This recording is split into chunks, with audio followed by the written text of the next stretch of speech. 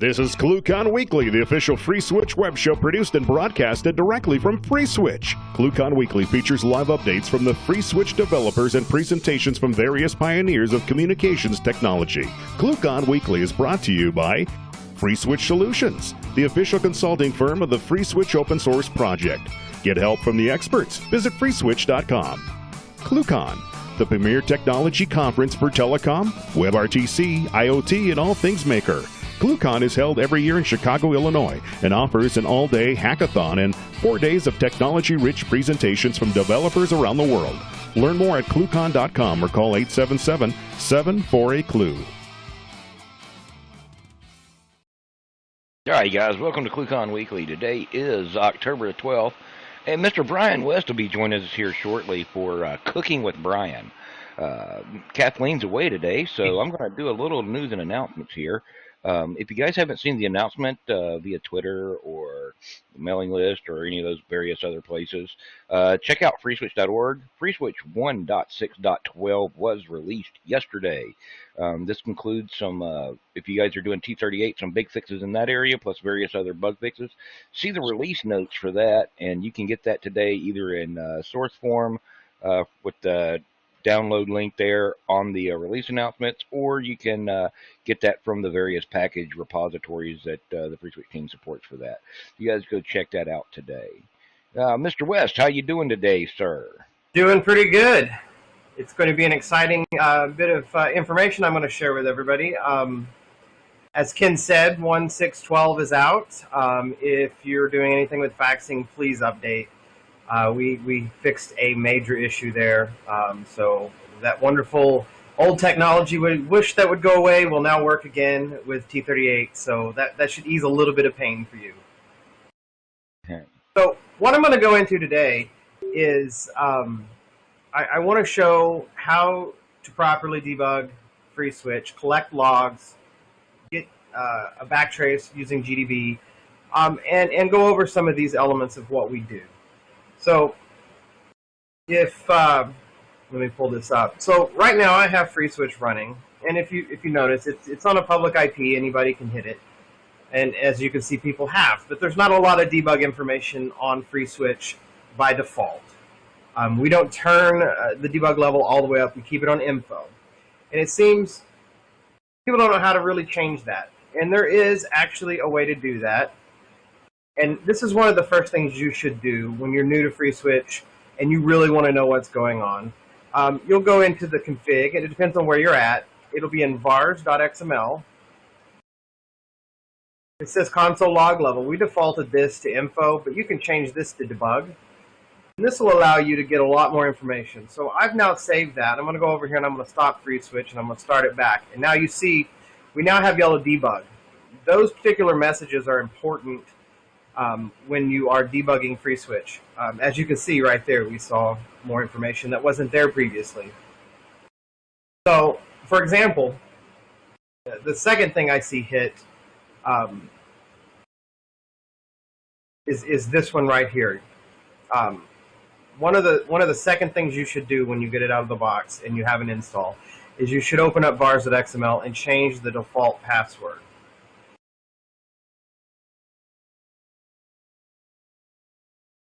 I could type today. So the default password right here is 1234, and this wasn't getting changed by a lot of people, and so they were getting exposed to toll fraud and various other attacks on their system. So we want to change this to something else. We're just going to change it to 4321, and we'll do that. Now you can reload XML, pull that change in. You could also do a global set var default password, something like that. You can also see what it's set to by doing a global set var default password, and you can get the value. Now, if you want to see all of the globals that are set, and this is also an important one you need to know, just type global set var, and it will print out all of the globals that that are set. You can review them, because that's another one. You may see something in there that isn't exactly correct. And it's very helpful to probably have that when you report bugs as well, because we don't know what you've set in your globals, and setting certain variables in your globals you should never do, because FreeSWITCH does some things with certain variables. A lot of those are related to bypass media. There's a few of those you should never set as globals because it'll mess things up. So now what we'll do is we'll make I'll configure my BRIA account here to log into this now that I've changed the password. If you see, I have somebody scanning the box right now, and they're doing naughty things. So there we go. So now my BRIA account is registered. So, for example, you see these people that are registering against my box right now. They're hitting the internal profile. Now, if I want to see a little bit more about what they're doing, I could do Sophia Global SIP Trace on. That turns SIP Trace on all profiles on. And you can do Sophia Profile Internal SIP Trace on. And you can sit here and watch just the SIP traffic on that profile. So what we're going to do here is I'm going to make a test call to 5,000. And just so you see what you have coming in. See that? Now you see the execution of the applications. You also see SIP trace, which the SIP trace being in line with the debug log is an important thing. When you're reporting a bug, having the SIP trace in line and not separate from the actual FreeSWITCH debug log helps us determine the course of events, like when the invite hits, when the 200 OK. If they're not together in the log, then we have a little bit more trouble determining exactly what happened and when it happened. Sometimes we can fix it, otherwise we can't. So it's always best to have the SIP trace enabled. That's a very good way, so you don't have to go back and recollect. Because sometimes issues that you're having in the field are difficult to replicate. So if you don't get the data up front and we don't notice it in time when you report it, like say you report it in the evening and we don't miss it, we miss that and don't get to it until the next morning, by then maybe your logs are rotated out and all the information we need is gone, and then you have to wait until it happens again, which adds delay in resolution to the problem. And we don't want to do that because it just takes longer to fix things. The second thing that I see a lot of, we actually publish unstable packages so that you, the end users, can test the very latest builds of master, and coming soon v1.6 as we progress on that branch as well, which just happened 2 weeks ago. This will allow you to keep up with everything and test it. So like you've hit an issue, I don't know what's going on.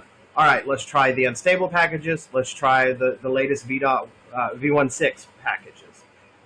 There'll be instructions that I'll publish and link to that will show you how to do that.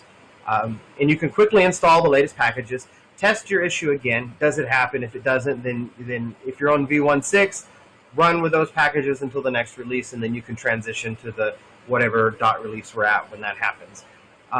If you're on master, there's a lot of things in master going on right now. We're trying to get 1.8 stabilized, a lot of new features, MSRP, RTT, a lot of texting type stuff that is going into master, which will be a lot of fun. Oh, so for example, you see I have right here, I have somebody from, let's look at this. So this is why you would use Feldban, and I'll put the article on how to configure Feldban because it's a little bit involved. But these things where you have this 89.163.148.61 IP address hitting this box trying to register against it, if you use something like Feldban, which FreeSWITCH has a module for, you can instantly block that and then not have to even process those packets. So that's one thing you can do to help secure your system. But once you get those logs, say I need to now get them out of the file system. If you're installed from packages, the logs will be in var log FreeSWITCH. You see I have all my logs in XML-CDR and FreeSWITCH XML.fsXML, which you'll need to know where that's at as well.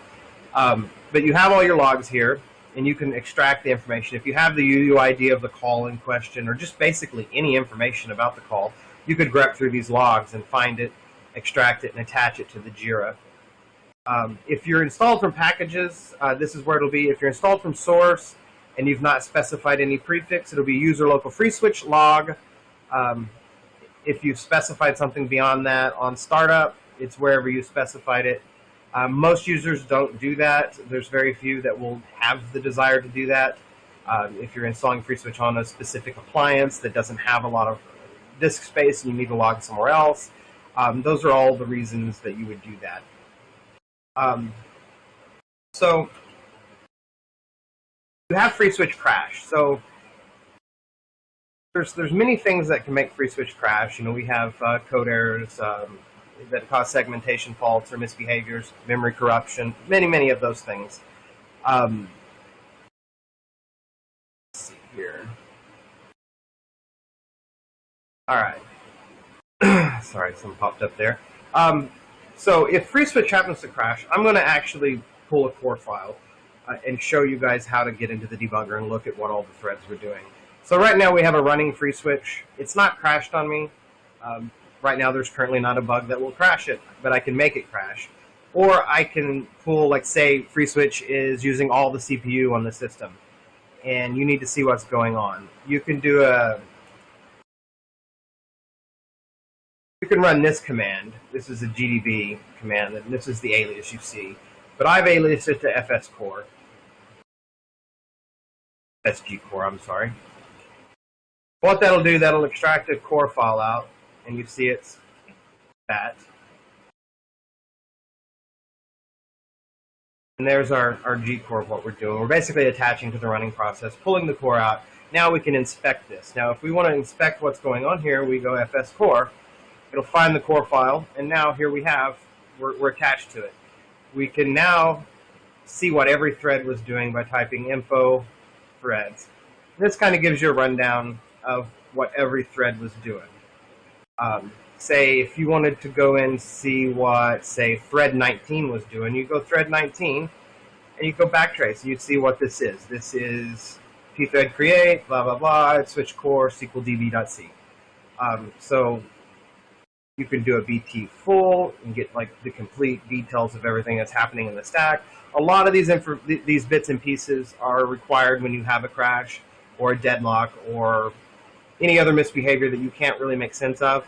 It's nice to have the core file and the complete backtrace, thread apply all backtrace. There's a link down below on using the debugger that's on our Confluence. It should help you guys get started. With a little more in-depth tutorials, we have some aliases that'll help you list sessions and things like that. So, for example, in this one, if you wanted to jump around in this stack, you could go frame 3. Let's see here. Here we go. BT. Let's see here. Frame 3. So we're in frame 3. You could see like print $PD. I could type. I always do that one. A lot of these are optimized out. That's if this happens and a lot of the things are optimized out, we'll need to recompile FreeSWITCH with more debug. Possibly that may take a little longer. And those are a little more involved steps that we can assist you with if you run into something that you can't make heads or tails of and we need more information. So that's one thing you guys will need to know. In addition, once you have something like this, you can hop on freeswitch.org and go into our live chat, and we can actually help walk you through this in real time. We can tell you what to collect, where to go, links to the information you need. There's so much about debugging FreeSWITCH that goes beyond what we can cover in a short period of time that we have today. And I'm available on IRC as well as BKW_ or Brian West on HipChat in the FreeSWITCH HipChat channel. So use me as a resource. I can help guide you guys through this. Another thing, if you have information in your logs that you deem private, don't sanitize your logs. File the JIRA. Note on the JIRA that you have logs that have sensitive information in them. Don't attempt to sanitize the logs. In the past, that has destroyed information that was critical. to solving the problem. Once it's sanitized and information is changed or moved, for example, replacing all the IP addresses with x.x.x.x is not a wise thing. We can't tell what went on. So don't sanitize your logs. Contact us or let us know in the JIRA that you have them, and we'll let you know where to send them. If it's something that critical, like a crash or anything like that has sensitive information, we'll move it into a security bug, and then you can attach it. And the core team is the only people that will be able to view that issue on JIRA. And at which point, once it's resolved, we can remove the logs and take the security tag off, and then everybody can see what we did. As far as if anybody has any questions, be sure to get them ready. We have the IRC channel and the HipChat channel, and I'll have Ken go through those and feed those to me as I get to the end of this. I've got my notes here I'm going through. So, let's see here. So now we've got our SIP traits on. I've got some crazy person here. There's another one, 46. I'm going to block these people real quick. I can just want to get rid of a couple of these. And this is one thing that you can do, and I'll just get rid of them instantly.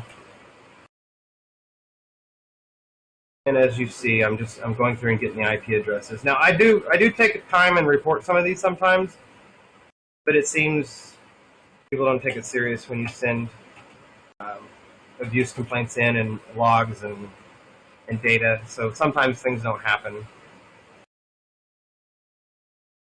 So now we're still trying to send a proxy off to this IP. So I'm going to start FreeSWITCH. Are there any questions, Ken, in the crowd yet? No, not yet. If you think of any, shoot them at me as well. I did. Are you ready for one? Yes, I'm ready for one. Okay, so one of the things that you were looking at there in the log directory was the log files, but another big problem that people run across is they have a fat finger in their XML. Yes. And it always says a line number, but those line numbers don't line up with what's in your Etsy directory. Can you explain that real quick? Yeah, I'm going to actually make one of those, all right? For example, right there, I have an error in my XML, and this is a very common thing we see as well. And it's telling me line number 3769, but if you look, the configs are broken up into various files, and then includes, and then compiled into a final document. That final document is this FreeSWITCH.xml.fsxml. If we open that to the line number that it says there's an error at,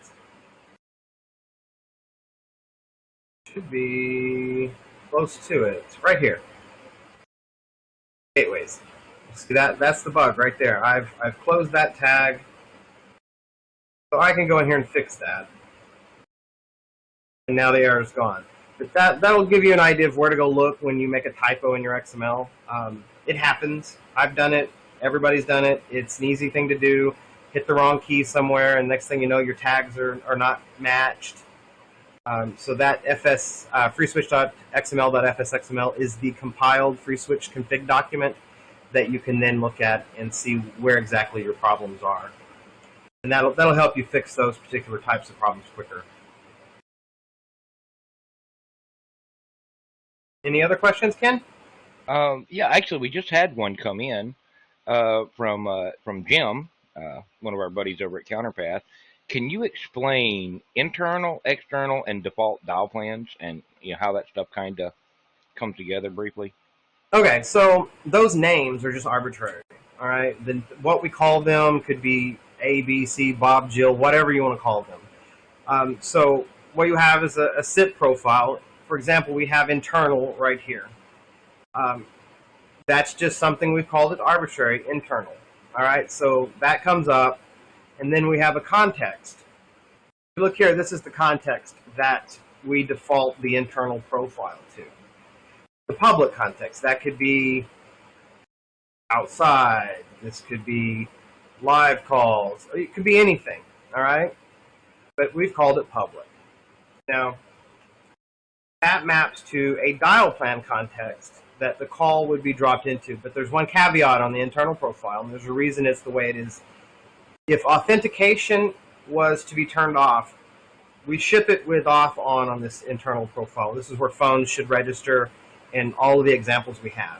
So if you turn authentication off, the reason I set this to the public profile is you don't instantly open up your system for toll fraud. If you if you purposely go in and try to turn authentication off because you're having problems or don't understand how it works. I did this a long time ago, and I need to go and redo the diagram that shows why I did that. But one of the things we do when you authenticate is we change your context when you authenticate. And I'm going to show you that and how we do that. If you look in here, on a user, say user 1000 authenticated on the internal profile, their context would be reset to default. So they would go into the default context, and that's where you're putting all the authenticated calls. So now what we're going to do here is we're going to open up the dial plan. This is the public context that the internal profile would hit. Like I said, it's an arbitrary name. You can call it anything you want, as long as everything matches up on the profile, the authentication of the users. You can even sandbox things in various contexts and use transfer to get into them, like, ask for PIN numbers and then transfer them into a different context so they can't drop in there and get to your application without going through the steps you want them to go through. So we have various things in here. This is a call debug one. You can actually toggle call debug. Call debug is a variable I set in here that prints an info. It runs info and prints all the variables on the session. So you can toggle that particular variable by going global set var call debug equals, what did I say, true. And then I can make another phone call, and we'll see. Actually, I got to do that on the external profile. References. Give me just 1 second here.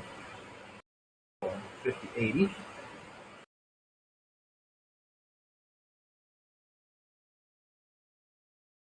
And let's go up here and see if I got that. Okay, here's the call debug that is in the public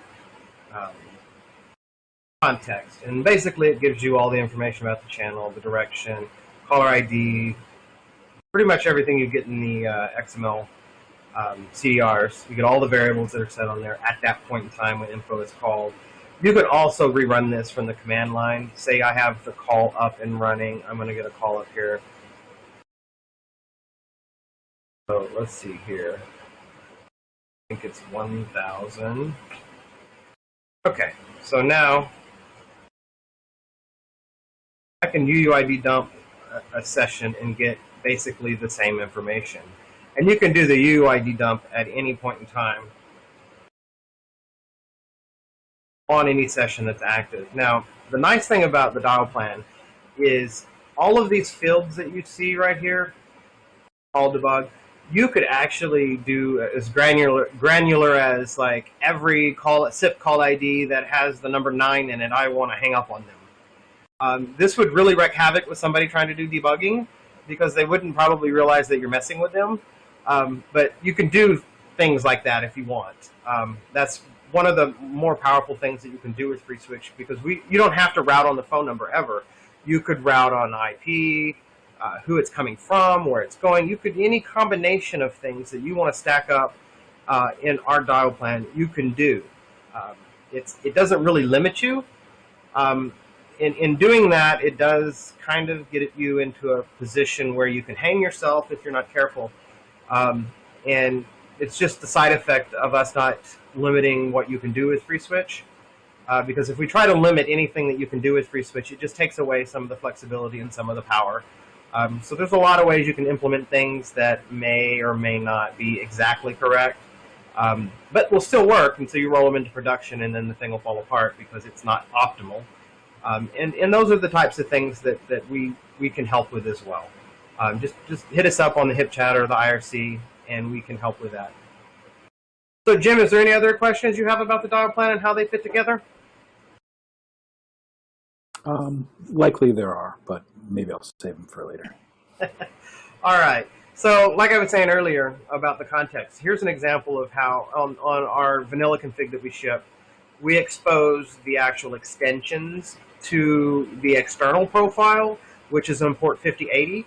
So you could dial the 1000 through 1019 extensions, and what it does is it captures, this regex captures the extension you dial, which is 1000 through 1019, and it does a transfer into the default context. So you don't have to actually build the dial plan in external and in default, or public and then in default. You could build all of it in default and then cherry pick what you want to transfer from outside that's unauthenticated to inside. So this allows you some flexibility. In addition, I've done this include in our many places in the config. This is probably one of the biggest things that confuses a lot of people, and this is just an include. It's going to take everything from the current directory this file's in, the lower directory public star.xml. It's going to glob all that in and shove it in here in the XML. So you could drop in individual extensions in their own files or copy them in, and they'll just be there. You can do the same thing with the default dial plan. I have a very similar line there. So it's just a simple way to include things. All right, let's see here. One thing you might want to talk about while we're looking at the dial plan, Brian, is variable expansion when that happens. Okay, this is here's an example. I'm going to show you. It's like right here on my screen. Let me get it to the center of the screen or the bottom. There we go. So you see how this particular variable here has $2 signs? This denotes this variable is going to get expanded once and replaced in here as it's doing parsing the config. So you can set hold music in as a global. See how we have it right here? This is using an X preprocess command to set a global variable. Hold music equals local stream : // which gets expanded when the config is loaded to be here. Now, there's a big difference between a double $sign and a single $sign. The double's expanded once on config load and not done again, and actually put in place. If you wanted to do $hold music, then you could actually go over here and type global set var hold music equals local stream : / rock. And the next call that would hit this particular extension would get the rock hold music. And since it's expanding it every time it comes in here, it allows you to have some dynamic things happen. So if it's a config option that you set in vars.xml that doesn't change, just use the double $sign. And the same thing applies if you look in your SIP config. Let's see here. We have, for example, right here I have $local IPv4. This is an automatic variable that FreeSWITCH sets to be your local IPv4 address, the one that can get to the internet. This is so pretty much, for the most part, when you start FreeSWITCH up, it should just work. So what happens, it loads this config, expands the variable, puts it in place, and your config is set. Now, if you ever wanted to override that, I would highly recommend using another variable that you use for your particular installation, because that variable can get reset. For example, if you're on DHCP and your v4 address changes, FreeSWITCH will notice that, update the local IPv4, and there's an option here in the Sophia Globals called Auto Restart. What that'll do is catch that, restart, and then your profiles come back up with the new IP address so that you're not down because your provider has changed your address when you did a DHCP renewal. That's just one of the many little things we've added over the years to help people that are on dynamic addresses be able to use FreeSWITCH and make it as painless as possible. And this is right here. This is another usage of the X preprocessing tools. You see how it includes up one directory dot dot, then the SIP profiles, and then all the SIP profiles.xml.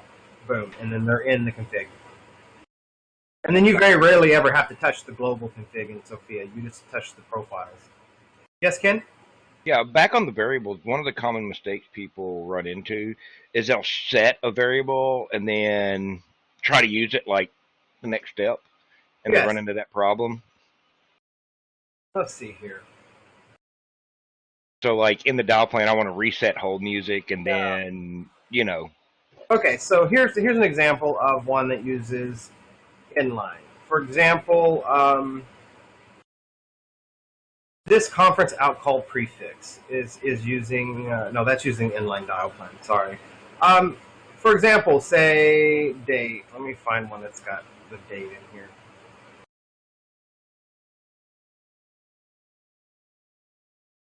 Let's see here. Okay. Let's see here. I'm finding one here that we can show you this. These are all of the conditions you can do on date and time. Here we go. Right here. This is one that's commented out. I'm going to uncomment it so you can see. This is one that looks at the SDP and looks what the telephony event payload is. And this is just an example of how to extract something out of the SDP and use it in your dial plan. And it does a set. And this particular one is to catch when there is no telephony event in the SDP, then you need to start a DTMF detector. Otherwise, if there is, we set the RTP payload number. But if, for example, you came down here and you wanted a new condition like this that used the RTP payload number,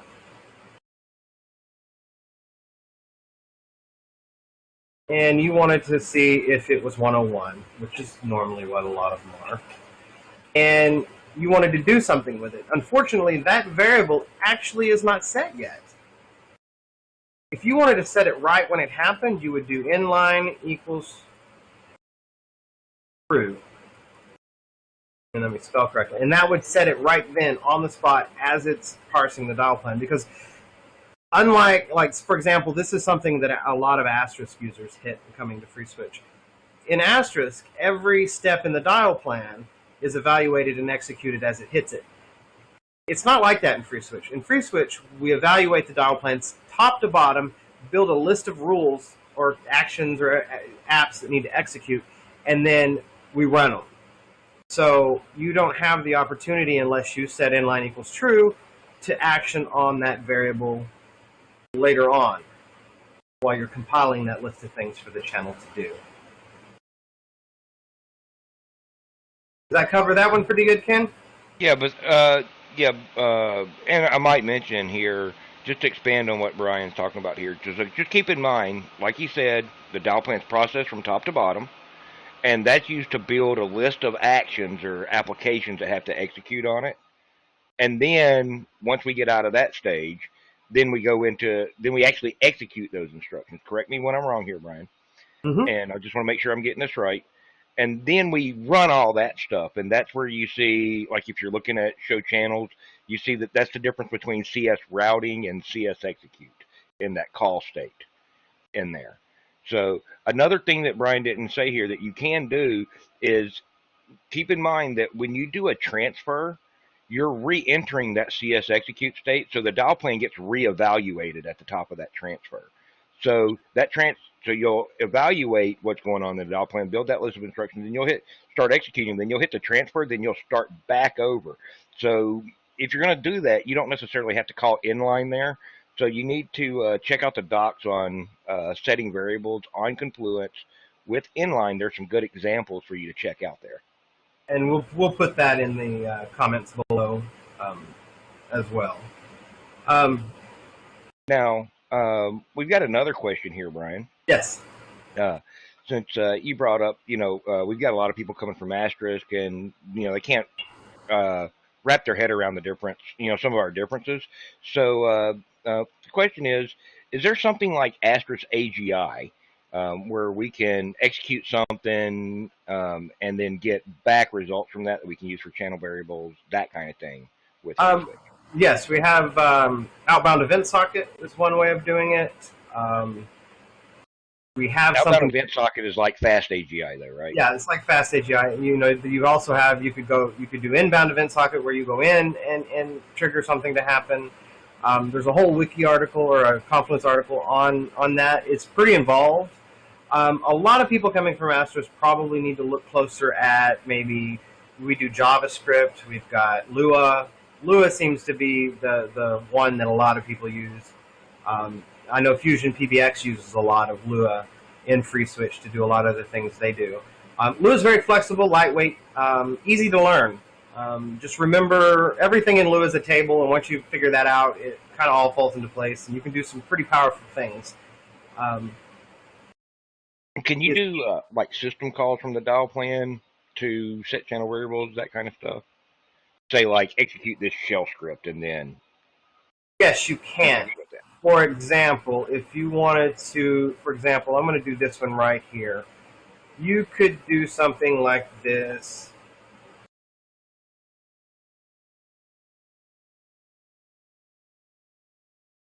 You could do something like this, and it would run actually the system API, which executes echo, and then test equals true would come back, which would then evaluate to something like this. And you could also do stuff like pretty much any of the API commands can run like this. So you can see all the APIs by do show API at FreeSWITCH. And here is a list of, these are all APIs that you can do. UUID break, UUID bridge, UUID broadcast. A lot of these are all things that, work on sessions. Deflect, displace, drop, BTMF. UUID dump is one of them that we showed earlier. You could do something like that and execute them like this as well. There's really not any limit to what you could dream up. We actually do one down here.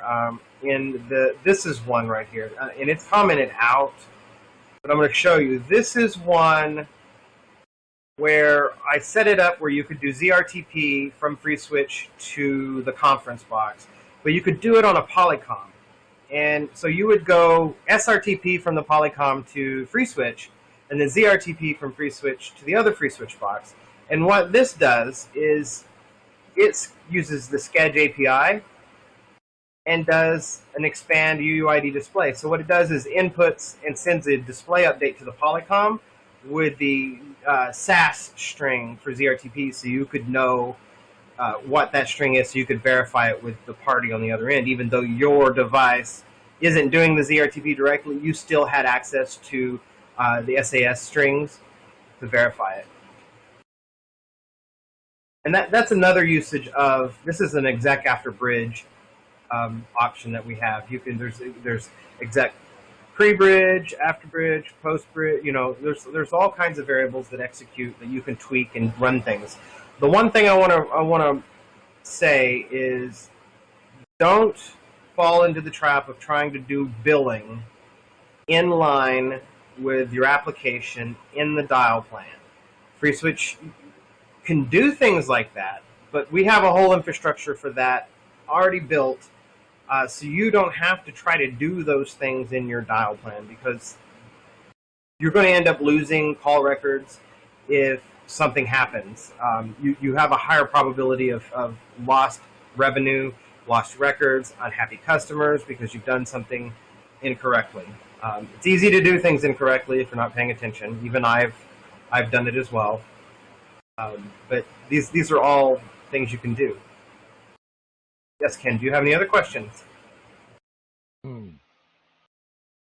I don't think so. If you have time, on our website, on the upper left-hand corner, there's a discount code for the ebooks for FreeSWITCH. You can go to freeswitchcookbook.com or freeswitchbook.com and use the discount code to get the ebook at 50% off. Both of the books and the new mastering book are a must if you're new to FreeSWITCH. I highly also recommend, if you're new to Linux, new to FreeSWITCH, start with Debian 8.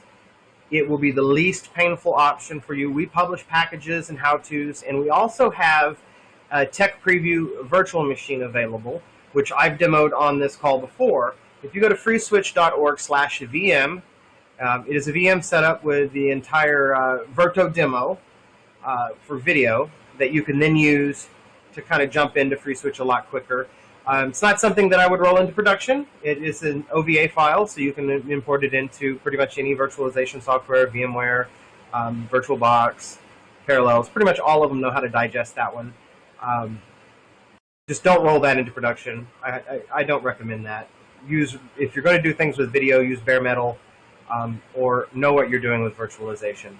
It's very tricky. All right, Ken. I think we've covered a lot of really awesome topics. Yeah, I think we have here.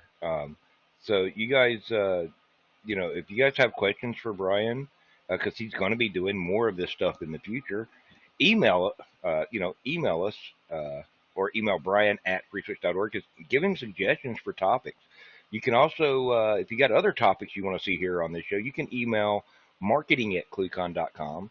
and say, hey, here's a suggestion. We want to see more about this or that on the show, and we'll do our best to get those people in here. If you've got something that you want to show off, email us also.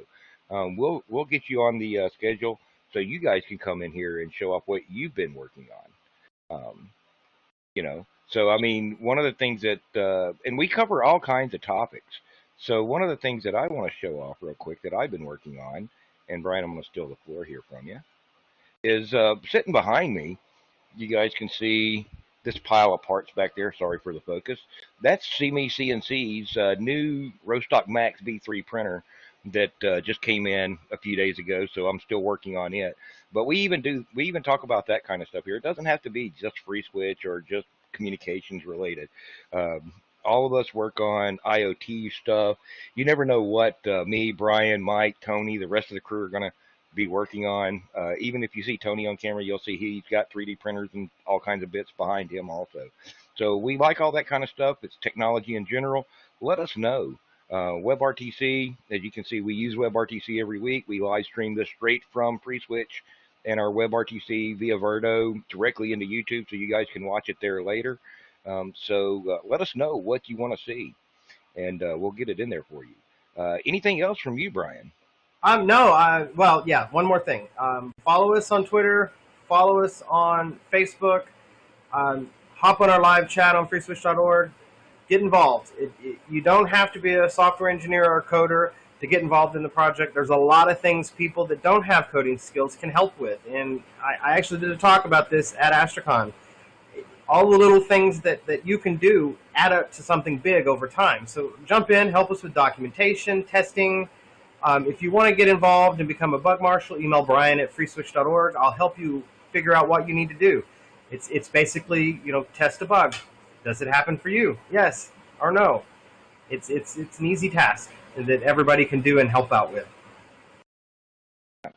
All right, guys. Well, thank you very much, Mr. West, for showing off things that these guys can do.